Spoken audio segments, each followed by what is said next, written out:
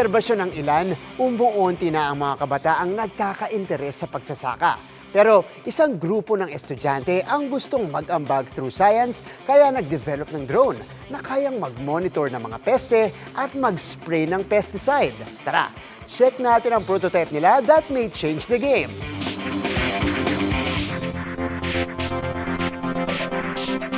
Sa problema ng peste sa mga pananim, may Arduino-based drone robot innovation na to the rescue. Kaya niyang lumipad with a total flight distance of 40 kilometers.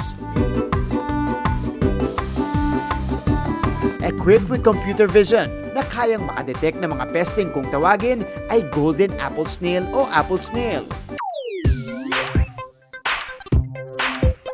At kaya pang maglagay ng pesticide.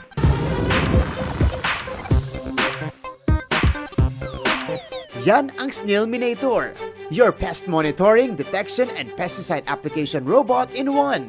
Developed by grade 10 students mula sa Regional Science High School 3 sa Olongapo City. Po yung species na to yung mainly nakikita sa rice fields. Kinakain niya po yung stem ng rice 1 to 30 days old po. Ito na, hawak na natin ang mismong Snailminator. Yung battery nakapatong dito sa main frame niya. Ito, 3D printed frame. Kasama nitong propeller na nandito para mapalipad natin yung drone. Pero ang pinaka-importante na parte ng Snailminator ay itong nasa ibaba. Unahin ko muna yung container. Dahil yung container, recycled. Nandito yung pinaka-importante mga elements at components ng camera na siyang nagde-detect at nagsascan muna ng palayan. At kapag na-detect na niya yan, automatic yan. I-alert niya itong sistema tapos magdi-dispense siya ng pesticide. Isa itong smart agricultural solution kung saan malaki ang naging papel ng artificial intelligence o AI sa programming. Para mapagana natin ang Snailminator, kailangan natin ng drone operator. Nandito si Kurt na parte ng team. Kurt, ready na? Paliparin na natin to.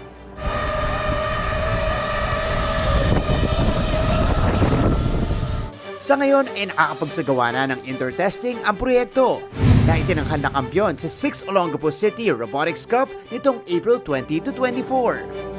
A promising invention mula sa mga grade 10 students dito sa Olongapo City na malaki ang maitutulong pamatay peste para sa ating mga palayan. Para sa GMA Integrated News, ako si Martin Javier, changing the game!